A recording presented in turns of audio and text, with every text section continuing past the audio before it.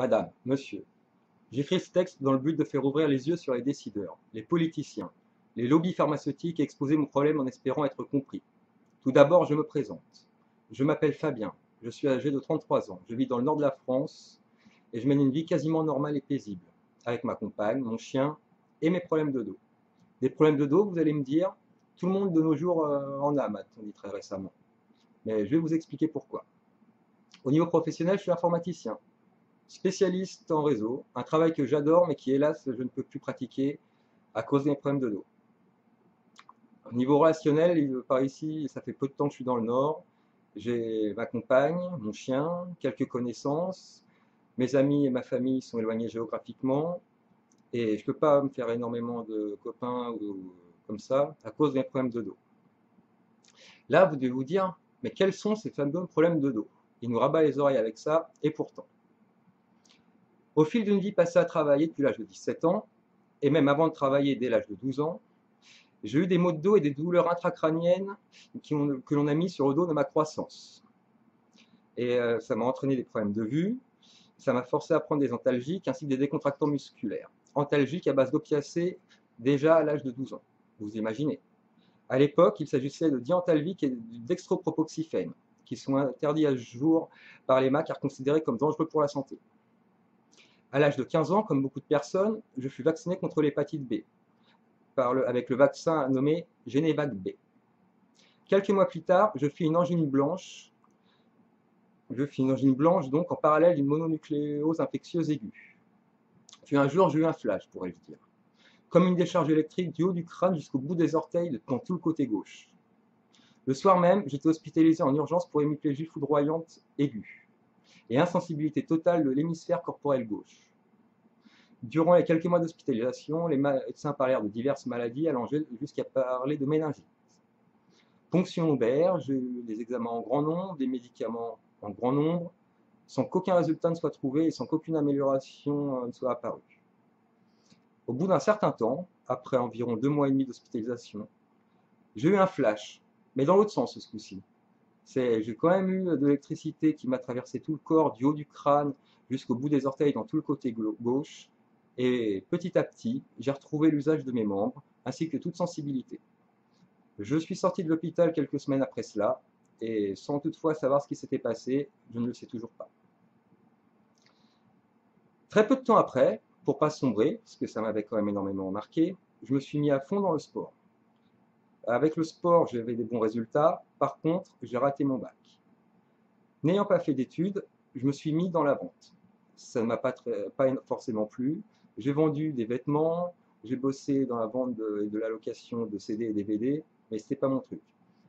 Étant sportif à l'époque, malgré les problèmes de dos, je me suis engagé dans l'armée pendant quelques années. J'ai adoré ces années, je le dis honnêtement, c'est une des plus belles périodes de ma vie. J'étais dans une unité combattante opérationnelle, basée dans le sud de la France, et lorsque j'étais expert pilote de formation, et lors d'un stage de pilotage dans un blindé, sur un char d'artillerie AMX-30B, un char qui mesure une hauteur de 3,50 m de haut, suite à la manœuvre, l'erreur de manœuvre d'un collègue, je me suis retrouvé à plat dos, 3,50 m plus bas par terre. Le sol était un peu rugueux à mon goût, vu que constitué de caillasses. Caillasses assez pointues, il me semble me rappeler. Donc je suis tombé, j'avais le souffle coupé, j'étais complètement désorienté. J'avais une douleur foudroyante dans le thorax, comme si on m'avait un coup de poignard. Mais par fierté, j'ai récupéré en vitesse et je suis remonté sur le blindé et continué mon travail. 2 jours plus tard, lorsque j'étais remonté sur la région parisienne en permission, j'étais réveillé en pleine nuit par à nouveau un coup de poignard dans le thorax. Le lendemain, je suis redescendu dans mon unité opérationnelle. Je suis allé en visite à l'infirmerie et là, on m'a emmené en urgence à l'hôpital militaire du Aveyron à Marseille. Là-bas, ils m'ont diagnostiqué un petit pneumothorax ainsi qu'une suspicion de fracture au niveau du milieu du dos. Donc j'ai eu un mois de PATC, on appelle ça, c'est le repos pour maladie quand vous êtes militaire. Et je devais avoir un mois et j'ai jamais recommencé suite à un cassage moral de la part de ma hiérarchie à l'époque.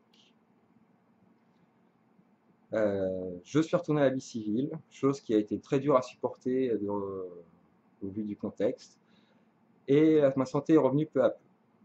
Le moral est revenu aussi pendant quelques années, mis à part les douleurs permanentes que j'avais, qui étaient calmées par des antalgiques opiacés. Rien à signaler de grave et un jour, j'ai eu 2 accidents de voiture en une semaine, pour le même employeur. Le premier à bord d'un fourgon utilitaire chargé à ras bloc, à la demande de mon employeur. En accédant à une voie rapide, un camion m'a serré contre la barrière de latérale de sécurité côté droit, et j'ai eu d'autre choix que de m'encastrer dans cette barrière qui me stoppa net. Si je n'avais pas fait cela, je ne serais plus là pour vous parler. Je serais passé sous les roues arrière de la semi du camion. La ceinture m'a sauvé la vie ce jour-là. En même temps, cela m'a provoqué un enfoncement de la cage thoracique. Un léger enfoncement. Le second, une semaine plus tard, j'ai manqué de chance, vous allez me dire. J'étais assis au volant d'un autre véhicule, en train de manger, lors de ma pause midi, comme beaucoup de gens, quelqu'un a perdu le contrôle de sa voiture et est venu me percuter par le côté gauche. J'étais à l'arrêt, je n'ai été à l'époque que secoué et mal au cervical. Je précise que ces 2 accidents, je ne suis ni responsable.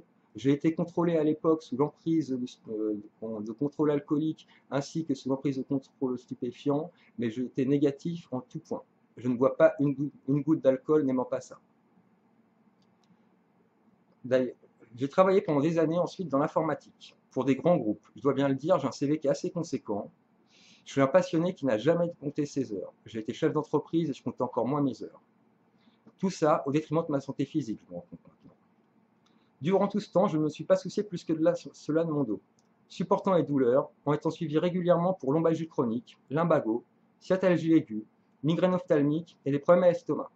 Les médicaments antidouleurs attaquent les parois de l'estomac, alors que, contraint de les prendre, je consommais d'autres médicaments, diminuant grandement les douleurs générales et spécialement les effets secondaires combinés de médicaments comme le diantalvic, Milastan, codéine, lamaline, tramadol et morphine, vu que certains se sont vus interdire par les autorités. Et malgré tout cela, les douleurs ont toujours été là. Jusqu'à il y a quelques mois, dites non plus, j'ai pris une décision qui allait changer ma vie. Et changer à ce point-là, jamais j'aurais pu l'imaginer.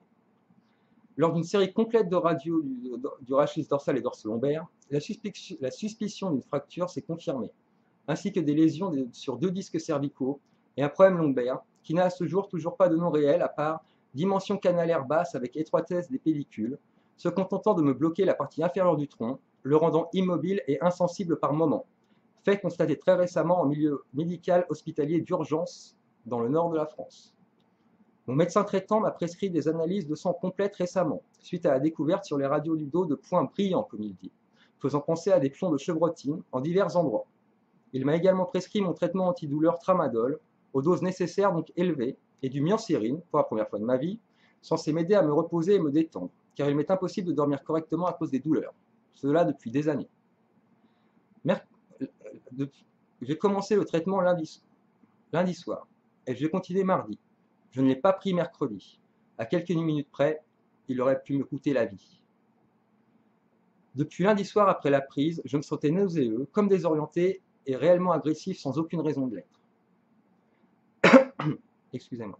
Mercredi après-midi, après un trajet en voiture de 20 minutes sur une autoroute avec une étrange sensation de vertige, j'ai fait une pause et un malaise m'a pris, me faisant perdre l'équilibre, me provoquant une suée intense, vraiment extrêmement intense, des difficultés respiratoires passagères ainsi qu'un début de migraine ophtalmique, ce qui m'a valu de devoir faire appel aux pompiers. Lors du transport au service des urgences, les pompiers m'ont sanglé les jambes sur le brancard m'empêchant de les bouger. Arrivé à l'hôpital, on m'a installé sur un autre brancard et mis en attente dans un box durant 2 heures. Étant sous monitoring, il m'était complètement impossible de bouger à ma convenance, ce qui a provoqué un blocage au niveau de ma région sacro-lombaire.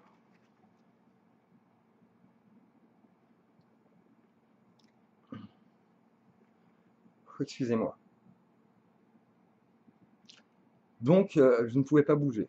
Après le seuil de la douleur, 10 sur 10 sur les seuils de la douleur, vient le seuil de l'insensibilité. Cela se produit habituellement en 15 minutes d'immobilité totale. L'interne qui m'a examiné a fait son travail, j'étais là pour un malaise. Il a constaté que le malaise allait mieux et a quand même à ma demande ausculté les jambes. Pas de réponse de la jambe gauche au test douleur et très peu de réaction de la droite. Je lui ai ensuite expliqué ma pathologie, il n'a pas cherché plus loin et m'a aidé à bouger Cela m'a permis de me remettre debout. Par contre, il a voulu me faire une perfusion de produits antalgiques simples, chose que j'ai refusée catégoriquement. Au vu des symptômes dont j'étais victime, des examens complémentaires auraient pu être prescrits, mais rien n'en fut. Depuis des années, je souffre, je sais ce qu'endurer veut dire, et je ne le dois pas aux médecins, je ne le dois pas aux médicaments chimiques, pas aux bien-pensants de nos systèmes de vie, où certaines plantes sont interdites, où des boissons alcoolisées sont légales et mortelles. Pourtant, malgré les lois, les interdits, la seule médication efficace que sont mes douleurs, qu'elles soient dorsales, articulaires, ophtalmiques, reste ceci, le cannabis. Je le reconnais, c'est complètement illégal, et je l'assume. Je suis quelqu'un de raisonnable.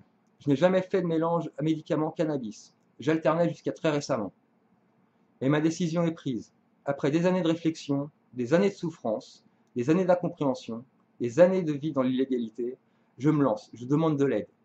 Je réfléchis également à voir s'il est possible de monter une action contre l'État au vu du droit européen, lequel prévalant sur le droit français. Je me permets de demander de l'aide, sous quelque forme qu'il soit, afin de me soigner dans la légalité. Je n'ai pas réellement d'autre alternative pour vivre sereinement une vie où je me vois contraint de déposer un dossier de reconnaissance de handicap qui est là, complet, qui n'attend qu'à être déposé. Je n'ai pas d'autre alternative que de vivre dans une certaine clandestinité médicale, ne pouvant plus travailler et par conséquent n'ayant plus de revenus, me mettant dans l'impossibilité de me soigner, dans l'impossibilité de calmer mes douleurs, dans l'impossibilité de vivre une situation matrimoniale correcte, dans l'impossibilité de vivre tout simplement dignement et sereinement, comme n'importe qui. Tout cela grâce à mes problèmes de dos, des douleurs permanentes, grâce à des lois d'outrage, grâce à une gouvernance médicale obtuse, grâce à une diabolisation à outrance d'un produit médicinal utilisé depuis des millénaires à travers le monde, grâce à une ignorance collective entretenue par un ensemble de lobbies et de soi-disant bien-pensants, je dis merci, merci à tous de m'offrir une vie plus que difficile, plus que douloureuse, quasiment insupportable. Je vous remercie de m'avoir écouté, je vous remercie de l'intérêt que vous me portez ainsi qu'à cette cause, et je vous remercie de votre compréhension. Je tiens à préciser dans cette vidéo quelques petites choses. Je fais cette vidéo au 5e jour de mon traitement de sevrage à 15 ans de produits opiacés.